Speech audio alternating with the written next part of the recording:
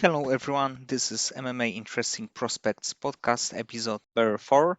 Today our guest is Isaiah Pinson, a fighter who won his last PFL fight. And Isaiah, how are you? I'm doing well. I can't complain. How are you? Yes, I'm good, thanks. And Isaiah, I'm not gonna lie, before your PFL fight, I didn't know about you. And when I saw that Vitor Resende, who is 4-0, all finishes, training in ATT, and who is really a tall fighter, I thought that it will end in the first round. But after, I don't know, a minute, we can see that you are looked like really veteran, not that it's your second fight. So I think that it was great performance. And please tell me about this fight because it was a short notice fight. How many weeks do you have to prepare for this?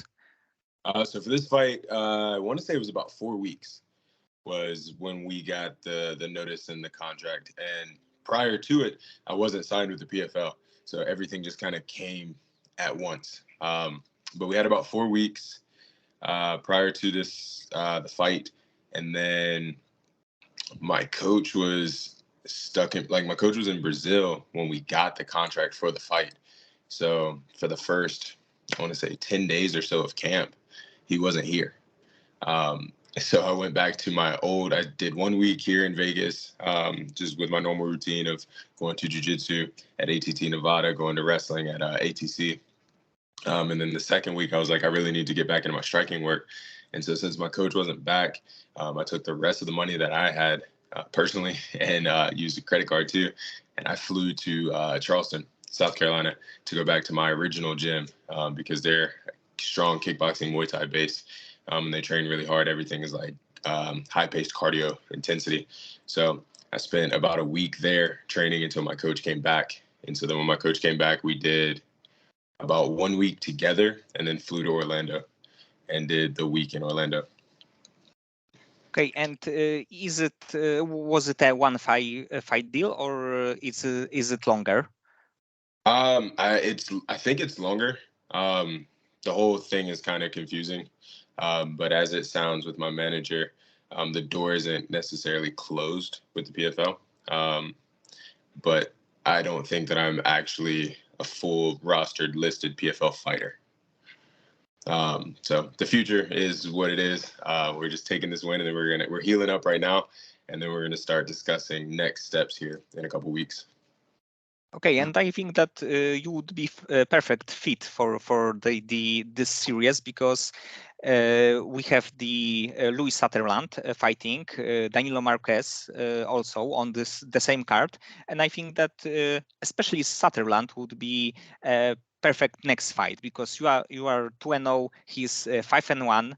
You both won last fight, so I think that it would be great fight for one of the next PFL shows. Yeah, like I said, right now we're just trying to heal up from this last one, and then we'll sit down and talk next matchups. But yeah, it's an exciting time for sure. Probably it was nice to see good words from Vitor Belfort, Frank Mir, and Kurt Engel, because they are really accomplished guys in their fields. For sure, for sure. So it was a And great experience and a great time. yes, and we can see that you have a good time in like first 30 seconds. It looks like Resende may have something for you because he attacked you with the flying knee. He got some punches, but after like 40 seconds, we can see that you will be you will a bigger chance to win this because your cardio was great, even in second, in third round. And it was, I believe that it was a great performance. Thank you. I appreciate it. Yeah. Like I'm a perfectionist, so like even as I'm talking to my coach, I'm still like nitpicking certain things. Like I still have a lot of stuff that I need to clean up personally. And like I'm still very new in this MMA journey, so just a lot of stuff to still work on. But I felt great in the first and second round for sure. I got a little scary there in the last 15 seconds of the second round with the body kick.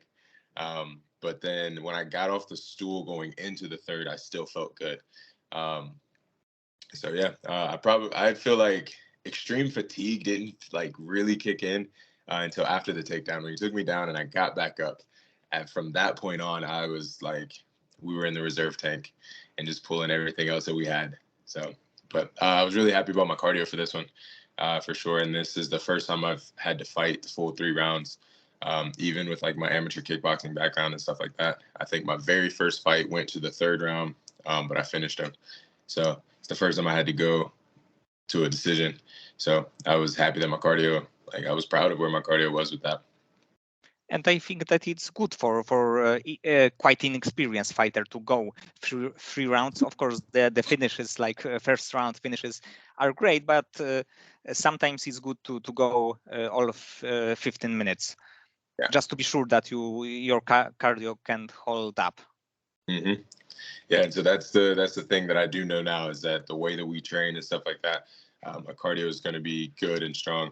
And so for me, I'm also like, so my mind is working that imagine if I have a 6 to 8 week camp and we can, do it in peak the way that we really want to and prime everything the way we want to, then if I was able to do that off of a very short notice camp, everything kind of jumbled together, and not really being with my coach for the first almost 2 weeks, then if I have a full 6 to 8 weeks, like my cardio should be spot on. So I was really happy about that.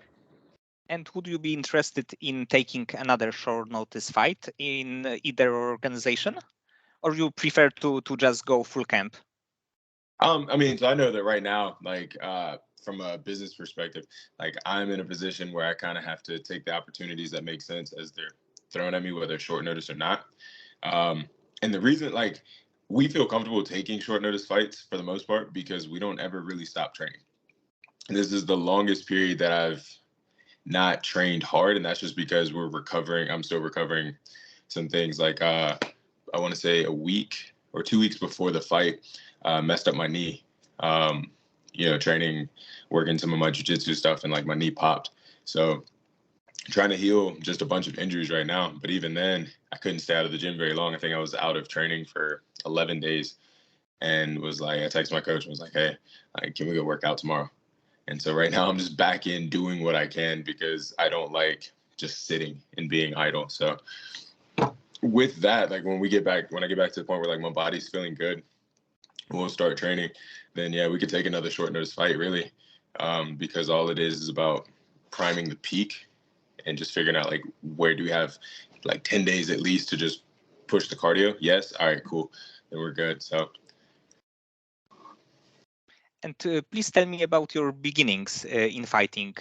Was it MMA or you started with boxing, kickboxing?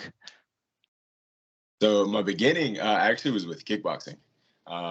That's where I got my start. I want to say back in 2019. So I was a collegiate football player. Played American football. Played in college, went overseas, played in England for a year, and came back. And nobody really talks about the mental aspect of being an athlete all of your life, and then one day like it's gone, and you're just go to work and like trying to be a normal person. And so like I was really struggling in that transition of not knowing what to do, craving something competitive. I was still young. I was like 23, 24, and I just needed something like active and hard to do. And so I found all throughout college, I bounced in and out of a cardio kickboxing gym, Title Boxing Club. And so I knew the guys from there. And one of the coaches from there opened up his own Muay Thai gym. And so like right when it opened, I was like, cool, let me swing by and see what it's like. And I went in there and it was cool. I was like, man, this is something that I want to do because I just want to get in shape. I just want to kind of get my athleticism back and get in shape. I don't really care about fighting. And then I want to say that was February of 2019. And then I took some time off to like work and stuff like that. And I was young, just still trying to sort out my life and get a path and a direction. And I listened to the Joe Rogan podcast with Tyson Fury. And because I was in a real mentally like just dark spot. And that kind of just like snapped me out of it. Because it was a great story. And I was like, yeah, let me just go like boxing, do kickboxing. Let's just see how it goes. And so I want to say I probably started back in May-ish of 2019, and I've been going strong and consistent ever since. But I want to say 5 or 6 amateur kickboxing fights, 1 amateur MMA fight, and then just finished my second pro fight. Plus a couple like kickboxing smokers and stuff like that over the years. So striking is more of my background. That's where I feel really comfortable. I do a lot of kickboxing and boxing work. And then, I mean, I have a great coach as it pertains to like jiu-jitsu and stuff. And my manager is also a black belt in jiu-jitsu and judo. So I have like great people around me to work on my grappling. Plus ATC is a phenomenal wrestling club here in Vegas. But striking is my background that I brought to the table, which is why in the 3rd round, I was like, hey, man, let's just stand up.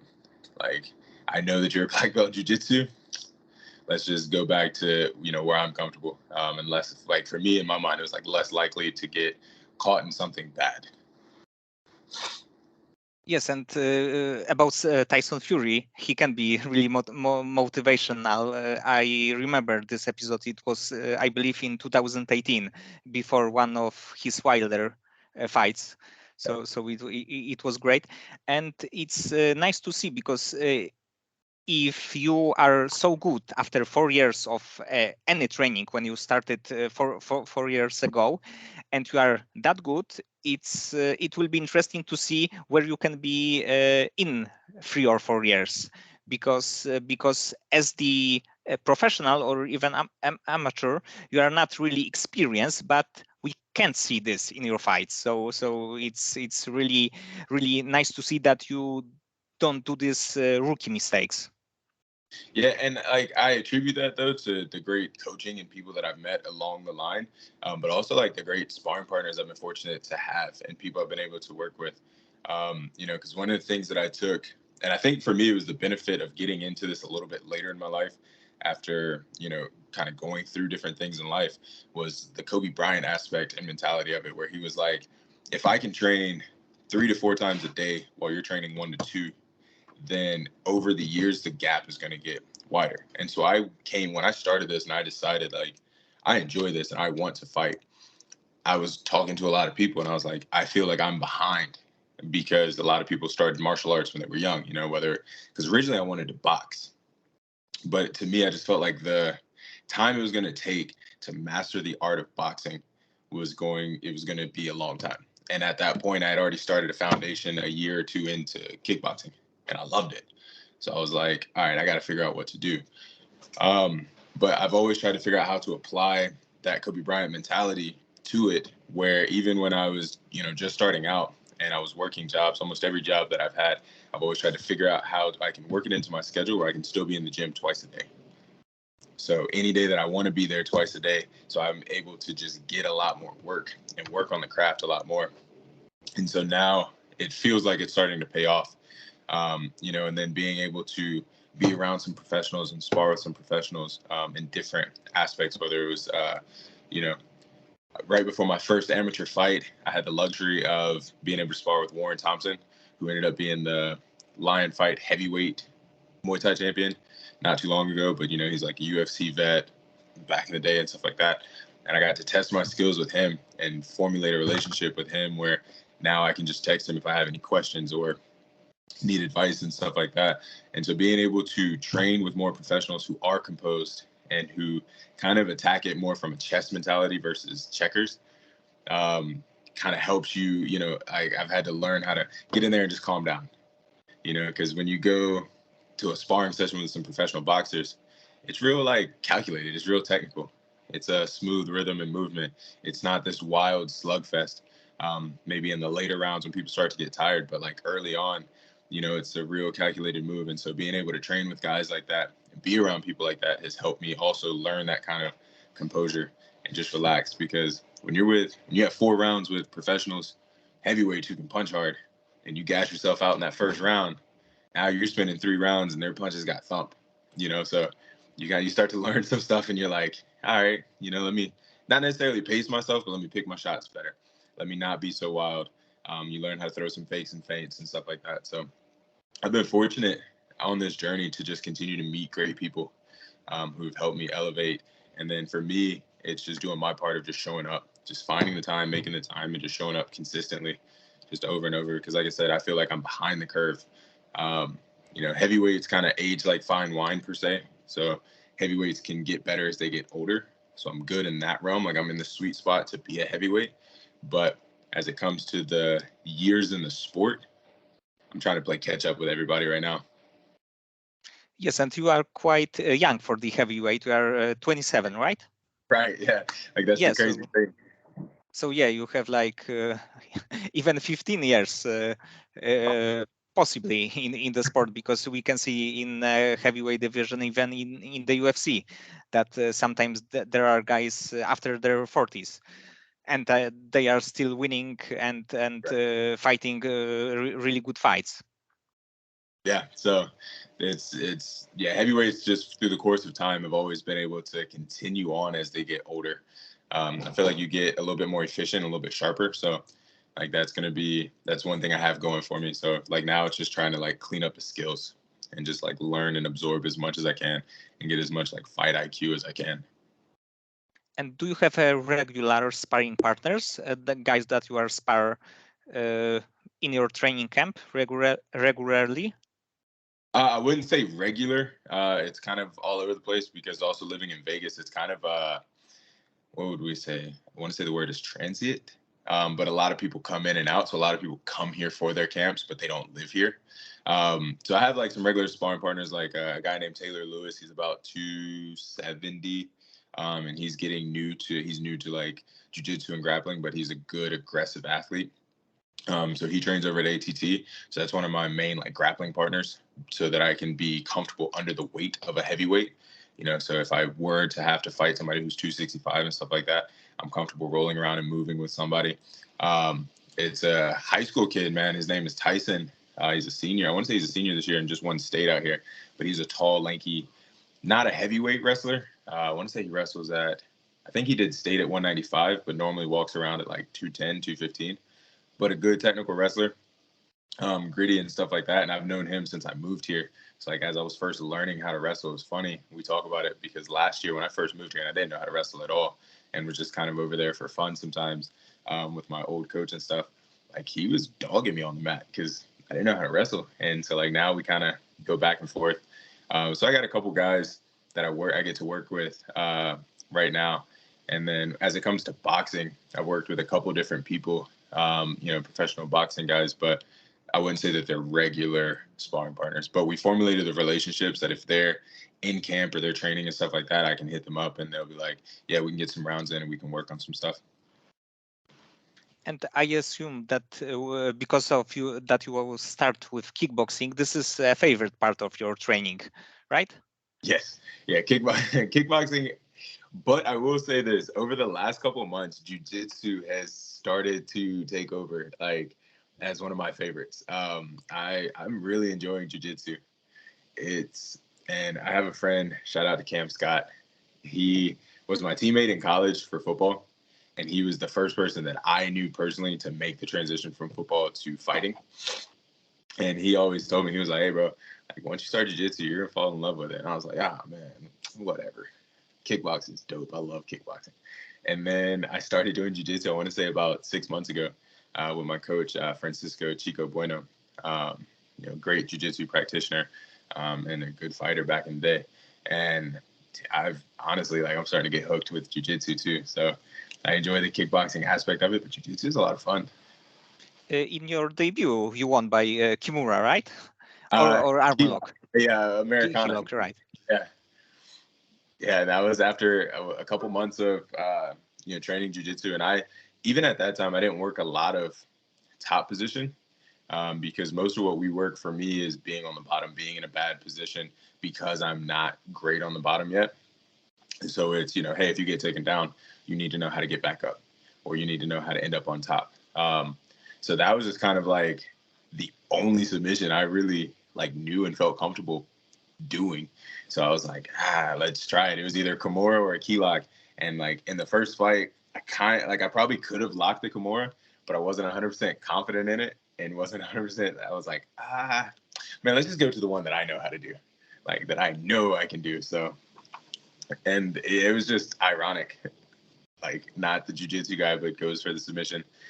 And for whatever reason, I was like hooked on getting that submission. Because as I watch the fight now, I'm like, man, I could have tried to ground and pound. I could have just tried to stand up and go back to punch. For whatever reason, in that moment, my mind was like, I want this submission. So we're going to continue to work for it. So yeah, it's like I said, jiu-jitsu has been a lot of fun. So shout out to Cam Scott for that one. So maybe in your next fight you will win by triangle or heel hook. Man, it depends, right? It depends. If it's there, it's there. If it's there, it's there. Heel hooks, yeah, we've been working on that one too. One of the jiu-jitsu guys I get to roll with, I don't know his last name, but his first name is Renan. He's a black belt Brazilian guy. And man, he loves the heel hooks, ankle locks, all of that stuff. And so we have to roll through that all the time, and work on like me defending those all the time. So, hey man, you never know. I'm trying to become well-rounded. Yes, and in your last fight you weighed 235, something like this. And is it your natural weight, or you are heavier, not including training camp? So that's probably my natural weight. Normally I'm walking around at like 235-ish. But it was funny because when I got to Orlando, I was probably about 242. But just the week of, training, cleaning up the diet and stuff like that for that last week, I got on the scale expecting to be closer to 240. And then when it said 235, I was like, huh. And like we tried on our shorts when we first got there, and like mine fit pretty well.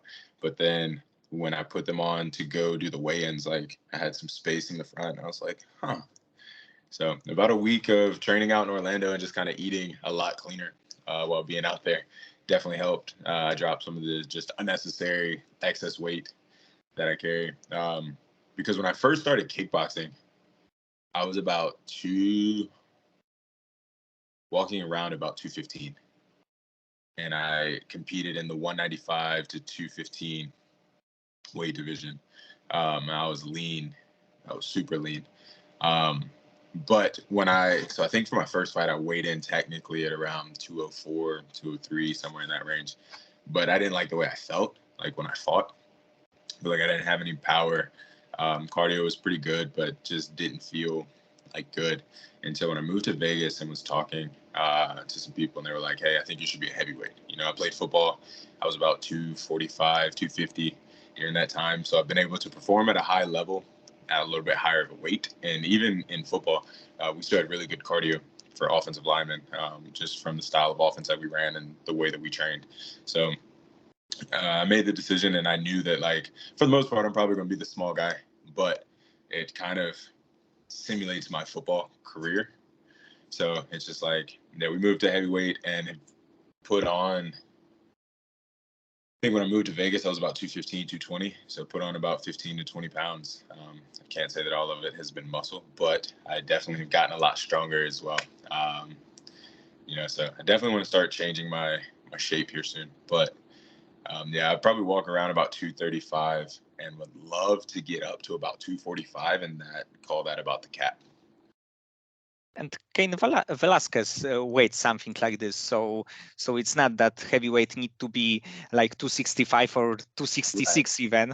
Even, but sometimes the speed is more important than one punch knockout power. Yep, because even like Stipe, man, he was probably like 245, 235, somewhere in that range, and was very dominant. So for me, the weight is I would rather have good cardio and good speed, and just have enough weight that and strength that I'm not getting thrown around. That's the big thing, is to be able to be heavy enough to sit and anchor if somebody wants to take a shot, and be able to fight them off and defend them. Because being a grown man, it doesn't feel good when somebody just kind of picks you up like you're a child. Especially at heavyweight, we don't get picked up too often. But I've had a couple times where I've ended up picked up in the air, and I'm like, I don't like the way this feels. This is a weird feeling. You don't like to fly? No. I love to fly on airplanes. But yeah, if we're wrestling and somebody picks me up, I'm like, yeah, this is awkward. This is uncomfortable. Because like when I was about 220, and like I said, I was going to wrestling from time to time, just playing around and learning some stuff, I would get picked up sometimes. I was like, yeah, I don't like how this feels. This is it's an interesting feeling, especially like if they just hold you there. Because again, I don't remember. Haven't been picked up since like I was a kid. So like it's not a common occurrence for me. And if you can advise young people who want to be MMA fighter, what would you tell them? Ooh, okay. So like if somebody's in high school and they wrestle, and you're a good wrestler in high school, I would say go to college, continue to work on your wrestling craft. Like that's your background, that's your foundation. Continue to work on that. And then in the summers, if you can find somebody that you know in your area or an MMA gym or something like that, in the summers, go work on your striking.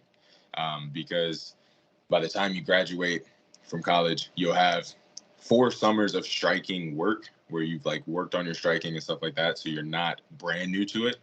And then you can just jump into striking focused for 6 to 8 months and clean everything up. And so then you have a solid wrestling background because you wrestled in college, you learned a lot, you kind of elevated your game, and then you started working on the striking.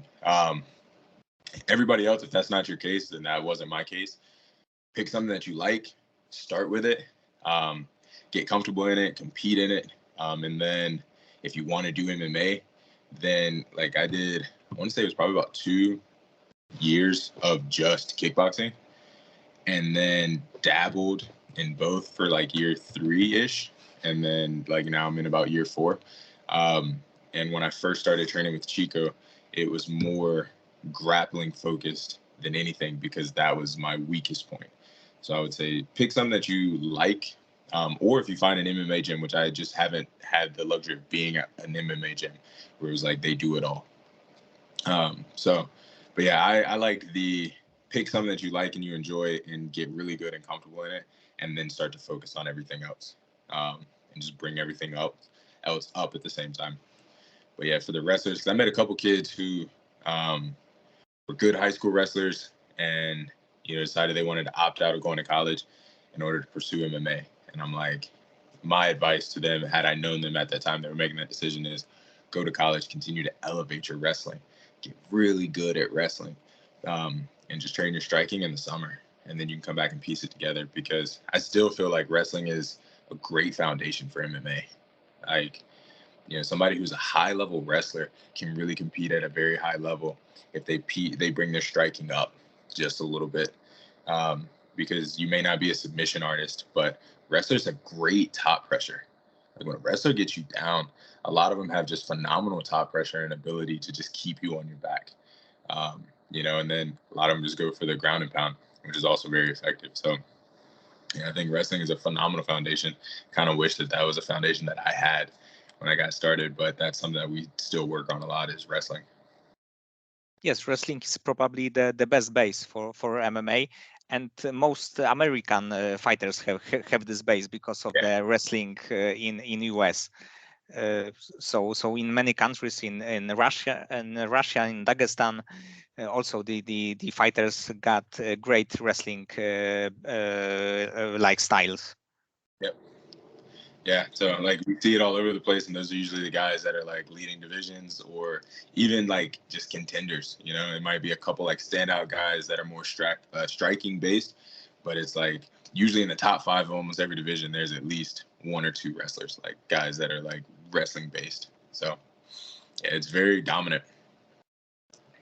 And you are fighting in heavyweight division in March. The John Jones is back in 265 division. What do you think is gonna happen? Do you think that he will win with Cyril Gane? I think that John Jones will win, but I like both of them. I like Cyril Gane. He's a kickboxing guy, but where I think that John Jones will particularly have an advantage is his wrestling background. Cyril Gane lost his last fight to Francis, and Francis used a lot of wrestling, but Francis isn't known for being a wrestler. So I think John Jones is probably, and I could be biased, but I think he's one of the most creative strikers I've seen. His ability to mix in punches, kicks, elbows, and knees, in MMA has been phenomenal. So, it's not that I think that he'll be in danger on the feet, but, if he gets cracked by a heavyweight, he can also always rely on his wrestling. And, we've watched him be able to do that too, where he's just like, He's phenomenal on his feet, and he can just take people down at will. Just kind of however, whenever, whether it's trips, doubles, singles. So I think it'd be a good fight, but also, like, I always consider John Jones's brothers are in the NFL, you know? So he looks pretty good at his current weight. And I'm like, yeah, he comes from a big family. Like, his brothers are massive, you know? So I don't think he's going to struggle as much as some people may believe.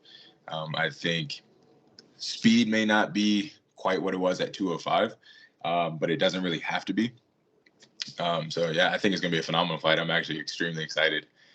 This probably, yeah, I think that's of all the fights I can think of right now, that's the one I'm most excited to see. And pick John Jones from 2011 was in my opinion one of the greatest or even the greatest fighter ever when he submitted like Machida, Rampage, when he destroyed Shogun. It was quite beautiful. Yeah, yeah, and like he was so young at that time too. Like that was the crazy thing is like he was so young. I think John Jones. I think if he didn't have all the outside of the cage stuff, he would easily be regarded as the greatest. I think if all that stuff never happened, and it was just kind of a clean slate, I don't think there would be an argument about it. Yes, I agree. He defeated Daniel Cormier twice, and Cormier is like top 5 fighters ever. So it means something. That's another great wrestler, and he like out wrestled him. But that's also a matchup I would have loved to see at heavyweight. A DC John Jones matchup at heavyweight. Because I think the striking advantage still goes to John Jones, but I'm curious to see what the wrestling looks like at that point, with DC not having to cut any weight at all, and just kind of moving around at his normal weight. Because I would just love to see those two wrestle at heavyweight, just have a wrestling match. Like I feel like that would be awesome. Yes, I think that still John Jones would have a little advantage, but like Cormier is very competitive in every fight, so I think that it would be a really close one. And what are your goals in fighting? Do you want to go to the UFC to be ranked fighter, or you prefer to go to some other promotion? So I personally don't really have any like favorite promotion. I set out on this journey 4 years ago, and I remember sitting on my old coach, Jeff Grady, sitting on his couch. We were watching, I want to say it was the John Jones fight. I think it might have been the last time John Jones fought, actually. And it was at 205. And he looked at me and he was like, "You're going to be trying to fight these guys one day." Because at that time, I wanted to be either a 185 or a 205er. So it was probably around that moment where I was like, I just want to become a professional fighter. Like, I want to go pro, and I want to be able to test myself against the best in the world. Because anything I do, I just want to do it, try to become the best that I can at it, and just kind of compete against the best to see where I stand. And so, yeah, my goal is really to become a champion. It doesn't really matter the organization, but I want to become a champion. And then obviously, like, there's the financial aspect of it, and I want to change like my financial situation, my parents' financial situation, and be able to help everybody out and just kind of give us a clean slate. Wipe off all of our past stuff, and just like let us start clean and just go forward and prosper. But yeah, my goals as a fighter is I want to be a champion. I want to not humbly, like I eventually, I want to grind, work my way up, and hopefully at the end of it all, be in the conversation as like, even just top 10, heavyweight fighters or something. But, I want to weasel my way into the conversation, in the next 10 years or so. But it's just going to be about putting in the work and grinding and just like seeing how the chips fall. And I think that because of that you are a really young fighter, in a few years, in like 2 or 3, you can have few wins and be in a UFC quite quickly. So you don't need to wait like 10 years to be in the UFC. But because of you are a young fighter, you look good and you like gain the knowledge really quickly. We can see you in the best option. I believe that is UFC quite quickly. Yeah, so like I said, I don't want to close the door on any opportunities. And for me, it's just putting in the work. Like this is just the first of many steps, right? I still have to continue to gain the knowledge. I still have to continue to grow and fight. So yeah, we'll see what happens. But like I said, my goal is to be a champion of whichever organization gives me an opportunity. That's kind of how my college thing was too. I didn't have a lot of film in prior. I was a 1 year starter in high school, but I was on the team for 4 years. You know, I was on the team, on scout team, played JV as a junior, so 1 year starter as a senior. So I didn't have a lot of offers, not a lot of people knocking at the door to give me an opportunity to play in college. So I took the one that I had. I had a couple, but I took the one that I thought was going to be best for me, and I made the most of it. Um, and I did great things at the Citadel. Also had great coaching staff and teammates at the Citadel as well. So that's pretty much the same position I'm in right now. Is just like with that fight, I was 1-0. Nobody knew anything about me. So not a lot of people are knocking on the door to give me an opportunity. And so I just got to take the opportunities I'm given and just run with them, and just make something happen. And then, maybe in the next 10 years, sit back and look at everything that happened and be like, man, that was a great ride. Because I was fortunate to be able to do that at the Citadel too. At the end of it all, just look back and be like, dang, man, we did that. Like we took the chances that we got and we made the most of it. So that's the mindset that I bring into this as well. Whoever gives me an opportunity, I'm gunning for the top in time. Like I'm gonna take my time. I'm in no rush right now because I still have a lot. Anybody who watched that fight, they're gonna be like, yeah, let's grapple this guy. But don't worry, I'm working on it. Like don't don't let it fool you. We out here working. So yeah, that's pretty much where I'm at with it. Yes, and I think that this attitude that when there is an opportunity, you take it, is the best one because you can like train all the time, but not taking the opportunity is also risky because maybe you will not get another one, and you won fight in number 3 promotion, and you look great, and people talk about you. So I think that when opportunity comes, you have to take it. Yep, and that's pretty much that's where we're at with it. Like I said, the primary focus right now is just healing up. Some of the injuries. Like this is the first time. Respect all my previous opponents and stuff like that, but this is the first time I really had to fight. It's the first time I've really taken some damage, and I'm doing well and I'm healing up. But just some deep internal bruising, some things that are still sore, and like I said, my knee is still a little messed up. But once we're back full tilt and full go, we're ready to field any calls and conversations of trying to fight again. So, because people, like I think about it from the boxing perspective is, people talk about Floyd Mayweather and how long towards the end of his career, he would take off between his fights, but they don't remember that early in his career, he was very active. He was extremely active early on. And I feel like that's really kind of where you have to be as an amateur, and even as like a lower tier professional, is you have to stay ready, and you have to stay ready and try to fight often until you make it to a certain level, where you're a champion or you're a contender. And then it's not that you can coast, but you can get more time off. You can get more time to rest. But early on, unfortunately, you just have to stay. Like I think last year, to start the year, we had fought every month. It was like January, February, March, April. Or I don't think I fought in January. Yeah, I didn't fight in January. So it was like February, March, April, May. Boom, fought like 4 months, just back to back to back to back. And I feel like that's kind of how you have to be as an amateur, gaining experience as a beginning professional. And it's not taking bad fights, but staying ready so that you can take fights, so that you can get your name out there, you can be seen, and be active and work your way up. And once you get to a certain point, then, you start to see like heavyweight champs, because those are battles, those are wars.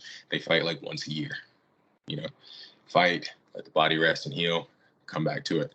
So, but you have to work to get to that point. Yes, I agree. And actually, Floyd Mayweather is quite active even when he retired because of this exhibition fights. He's actually fighting today in Great Britain. So he's really active after the Conor McGregor fight. Yeah. And how do you deal with the stress before the fight? Do you have something that you like to do before the fight, or you like to listen the music? It's a combination of things. So for me, um, I get anxious for sure, and so like during the week, um, I slowly start to try to visualize the fight. And I'm one of those people that like as I'm sitting down, like it could be the Monday and I'm fighting on Friday. If I sit down on Monday and I start thinking about the fight, my heart starts to race, my body starts to physiologically respond to that. And so I'll do it for a little bit, I'll deep breathe, and then I'll just kind of like not think about it, and I try to do it a little bit every day and just try to get further and further, like a few more minutes to just calm myself with it. This fight was really good, like mentally leading up to it, the week of, I felt like I was in a great spot. I felt good, I felt confident, I felt strong. Before the fight, I want to say probably around the time the card started is when the nerves started to kick in. And so I start to tunnel in. I get real quiet. I like to warm up, move around a little bit. And then I have three things that I listen to that kind of like one resonates from my childhood that my dad has always had me listen to before I compete. Another thing was something that my first coach had sent me one day randomly when I first kind of started on my journey as a fighter. And then the last one is a quote from, it's like a scene from the movie Jarhead that like has stuck with me since I was a kid. And so like I kind of listen to those three things as I'm preparing. So probably like 45 minutes or so, I'm like listening to those things kind of on repeat until I calm and I feel comfortable. And then I kind of pace and talk to myself a little bit until I feel calm and comfortable. And then we start moving around. But then I also feel like as a fighter, you just have an effort point where you just got to be like, yeah, F it. Everything that happened in the past, injuries, whatever, it doesn't matter. Like we're about to go out there and we're about to put forward what we have. Like, it's like doing a project and you're like, they say time. And you're like, cool, I got to present what I've got. And so it's like I walk around, I try to calm myself down, and then you just kind of hit that point where you're like, cool, just gotta go out there and do our best and hope that happens. But yeah, I think a lot of people don't like. I will speak for myself. I get extremely nervous. I have to battle the nerves. I have to try to calm myself down. I have to do a lot of internal talking.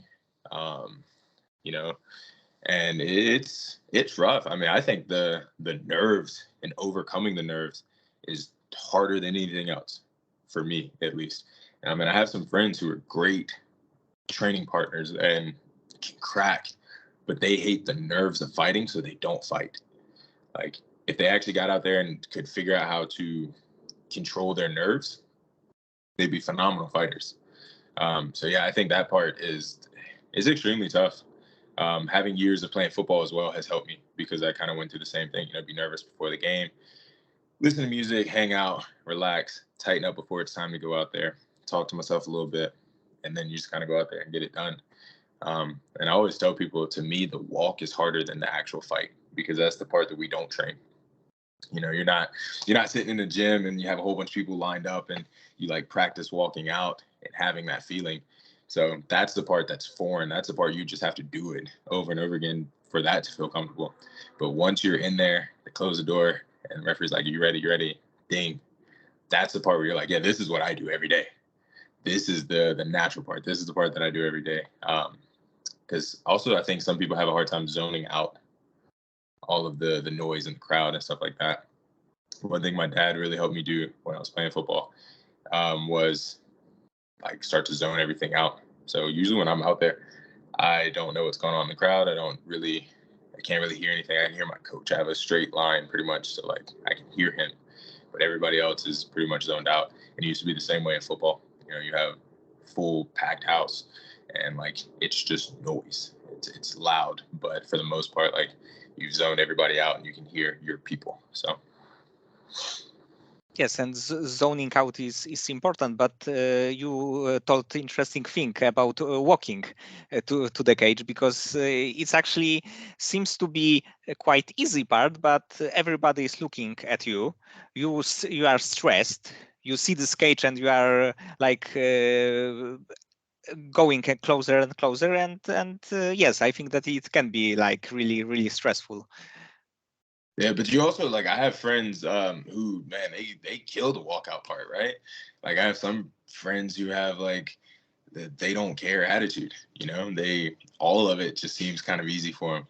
They walk out, they're extremely energetic, and they're like dancing and dapping everybody up, and they get out there and they just seem like there is no pressure, and I've never really sat down with them to be like, hey, are you actually nervous?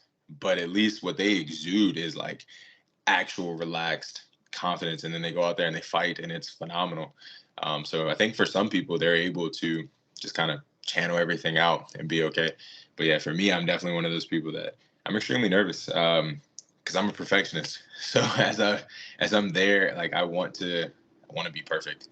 I understand that perfection is not obtainable, but even like when I played football, I always kind of told myself that like, but if we pursue perfection, then we'll be great, right? It's like shoot for the moon and you'll land amongst the stars.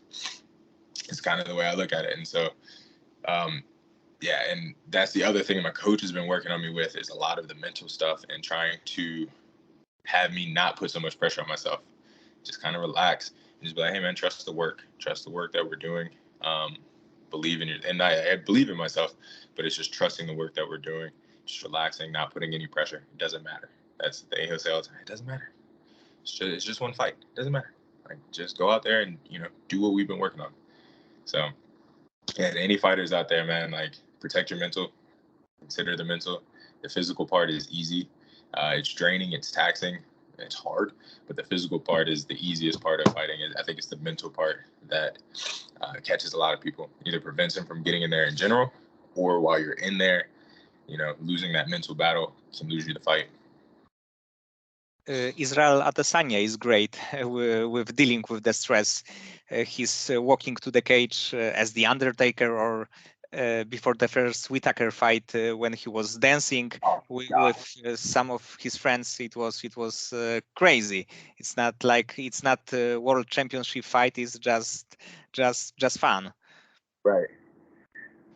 Yeah, like I don't know if that's something I would ever be able to do, but it's always like watching him walk out is always awesome. The way that he's confident, composed, and then even as of late, and I want to say it might have been the Marvin Vettori fight when he started working on his breath work, and you can see how he's like controlling his breathing while he's fighting, so he's not tiring out, he's not gassing out. He does a lot of things that like I would love to work on, look into a little bit more, and try to apply to my own game, because he's relaxed, he's composed, his breath work is phenomenal. And then even the way that like he lost the last fight, man, he was a true champion and a true man about it. He just kind of took it on the chin and was like, yeah, it happened. We're going to go back and continue working. So it's very admirable for sure. Okay, and outside of the fighting, you like traveling, right? Yes, but since I started fighting, that got put on hold. But prior to me fighting, I was trying to stamp my passport, and I was stamping my passport for sure.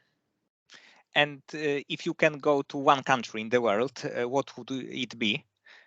Oh, like right now, I want to go back to Thailand. I've been to Thailand 3 times, I think, but it was before I was training at all. So right now, I want to do a traincation in Thailand, go down to Phuket and hang out at the beach, eat the food, train a little bit. So I would say that's probably the biggest thing on my bucket list right now, is to go out there and train. But man, like I want to see Dubai. I want to go to Western Europe, because when I lived in England for that 1 year, I pretty much only traveled on the eastern side of Europe. So there's just so many places that I still want to see and to go and experience. But yeah, right now Thailand is definitely top of the list. Okay, and what would be the best scenario for you in this year or in 2024 as far as fighting? Like in your dreams, what it looks like? Man, as of right now, since the PFL is the one that gave me the shot, 2024, holding that $1 million check, that would be huge. Right? Is being the champion, holding a belt in general, but yeah, that $1 million check, because that's another thing I think a lot of people don't understand, is that like the life of a fighter is not a lucrative one when you're starting. As an amateur, you're putting out money and not really receiving much, and even as a professional where I'm at right now, I'm having to spend more than I'm able to put in. I'm having to, ask people for money. You have to decide, or you have to either kill yourself by working a job and trying to train full time, or figure out like how to live minimally so that you can train full time. So yeah, it's a tough one. So yeah, like 2024, if I could hold the $1 million check, man, that would be tight. And I think that your start in next year is quite possible, to be honest, because when you win 2 or 3 fights, you can be in the tournament. And I think that the guy who won the contract in this episode, Bubbly from England, he was like 6 fight in. So you would be quite in similar position when you win 2 or 3 fights. Yep. And so we're gonna let it, like I said, we're gonna let it sort out where it is and not try to think too far down the road. But if I had to dream about how 2024 would end, yeah, that would be it. A belt and a nice paycheck and like a clean start going into 2025, essentially. Being able to wipe out all of my parents' debt, all of my debt, and just be able to be like, cool, like we're good. Now we're really doing this because we love it. Like, let's go. Yes, in the final you can win by heel hook. It would be Hey, yes, great. go up the triangle. Like I might have to utilize these long legs and try to work on that triangle. Okay, so Isaiah, thank you very much for this conversation. I hope that we can see you in PFL or any other big organization in this year, that you can heal up and be back in the cage soon. Yeah, thank you so much for this opportunity. I really appreciate it. Okay, many thanks. Bye. Yep. Take care. Bye-bye.